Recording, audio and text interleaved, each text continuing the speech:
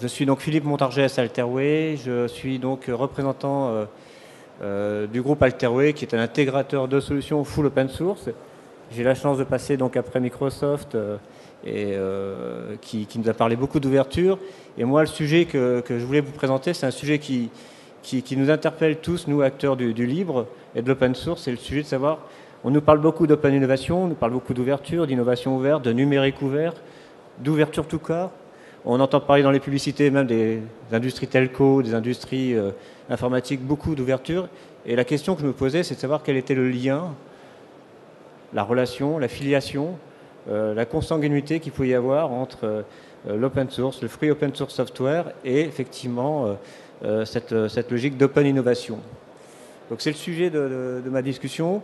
Je trouve qu'on ne se pose pas assez souvent ces questions. J'aime bien ces moments du Solution Linux, ces moments forts où on peut effectivement être amené à se poser des questions un peu plus conceptuelles, un peu plus sur le devenir des business models, parce que les décideurs que nous sommes de l'IT, effectivement, même si ça paraît théorique et parfois universitaire comme débat, ces enjeux-là sont des vrais enjeux pour nous stratégiques de développement de nos entreprises.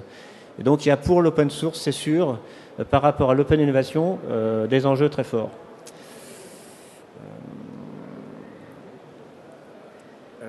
Donc l'open innovation, c'est effectivement un terme qui est utilisé de plus en plus, qui est apparu dans les années 70. Il y a un concepteur qui s'appelle, un penseur, un maître à penser, qui est Henry Chesbrough, qui est le directeur à Berkeley du Centre pour l'innovation verte, qui a effectivement défini un petit peu la thématique de ce qu'était l'innovation ouverte. Alors, l'innovation ouverte, on peut effectivement se poser la question de savoir quelle est effectivement sa définition. Est-ce que, comme dans le mot free open software, le mot open de open innovation n'est pas un faux ami, une source d'ambiguïté? Est-ce que le sens du mot open dans open innovation n'est pas effectivement un mot qui prête à confusion? Et est-ce qu'il ne faut pas parler plutôt d'innovation partagée, d'innovation collaborative, mais pas forcément d'ouverture complète? Si on devait définir l'open innovation ouverte, d'après les penseurs comme Henry Chesbrough, la définition elle repose sur 4 critères qui sont d'une part effectivement je dirais un critère d'ouverture. Le principe de base de l'innovation ouverte tel que je l'ai compris en me référant à ces lectures, c'est effectivement que une entreprise pour innover n'a plus besoin de s'appuyer uniquement sur sa propre et exclusive compétence de recherche interne. Et donc à partir de là, elle fait appel effectivement à l'extérieur. Et donc c'est là on parle d'ouverture. Et l'ouverture dont on parle là, c'est une ouverture effectivement vers des partenaires clients, fournisseurs, des centres de recherche, des fondations, l'État. Donc on peut parler dans ce cas-là d'innovation ouverte.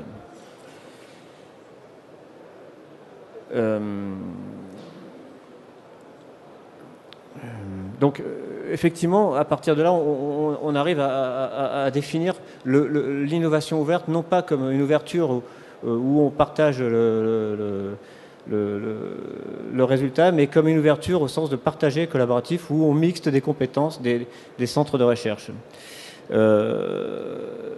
Et là-dedans, ce qu'on voit, c'est qu'effectivement, la question se pose de savoir comment on peut créer de la valeur. Et la valeur, elle se crée dans l'innovation ouverte, elle se crée par effectivement le fait que souvent, le résultat de cette innovation est effectivement optimisé, traité sous forme de licensing payant ou de brevetisation.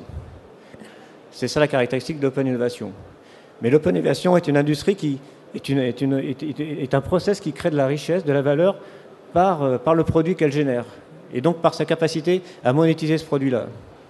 Si on fait le corollaire avec le free open source software qui nous intéresse, en fait, on sait très bien que le free open source software, c'est effectivement, par sa définition, le travail qui est issu d'un certain nombre de communautés de développeurs qui travaillent sur un même projet, qui produisent du logiciel, qui est validé par toute une mécanique, un process de validation, qui est publié, qui est diffusé et qui peut être enrichi et réutilisable par l'ensemble de la communauté. Dans ce cas-là, on a une ouverture qui est complète. Et ce qui caractérise le free open source software, c'est effectivement quatre critères majeurs qui sont d'une part l'accessibilité. C'est une industrie qui est très très portée sur le fait de rendre accessible le savoir. effectivement la capacité à travailler en communauté et en collaboration. Donc c'est bien un critère qui est repris aussi dans l'open innovation, mais c'est un critère fort. C'est un critère aussi où la diffusion est libre. Et c'est un critère de contribution et de knowledge commons. C'est-à-dire qu'effectivement, on considère que la production du logiciel dans ces mécanismes de free open source software est une production qui est vécue et qui est pensée sous forme de biens communs et de contribution. Donc là, effectivement, on peut bien parler d'open source, de free open source software, dans la mesure où il y a un partage et un fruit, mais qui est partagé par tous. Et une approche du logiciel qui est une approche, on va dire, systémique et d'écosystème. Alors, est-ce qu'il faut considérer à ce moment-là que le free open source software ou l'open source effectivement peut se résumer à une simple industrie du générique? On a longtemps reproché à l'open source depuis 20 ans de n'être qu'une industrie du générique, c'est-à-dire effectivement de reproduire des logiciels qui par ailleurs existaient sans forcément apporter une innovation très forte, mais de reproduire du logiciel sous un mode, avec dire, générique. Donc dans un mode low cost, dans un mode générique. Mais j'attire votre attention sur le fait que le simple fait de dire ça implique effectivement une capacité pour cette industrie de généraliser à vitesse grand V l'accessibilité et la diffusion d'un certain nombre de logiciels de biens communs. Donc là-dessus, on est vraiment dans une logique où la création de valeur elle se passe par le fait qu'il y a une grande accessibilité. Mais on peut parler effectivement de modèle, et le free open source software était bien un modèle pour l'innovation ouverte, dans la mesure, effectivement, c'est une industrie de process, le free open source software. On est bien dans une logique de process. Et c'est la façon dont le logiciel est produit, la façon dont le logiciel est conçu, la façon dont il est diffusé, la façon dont il est entretenu, qu'effectivement on peut parler d'innovation ouverte.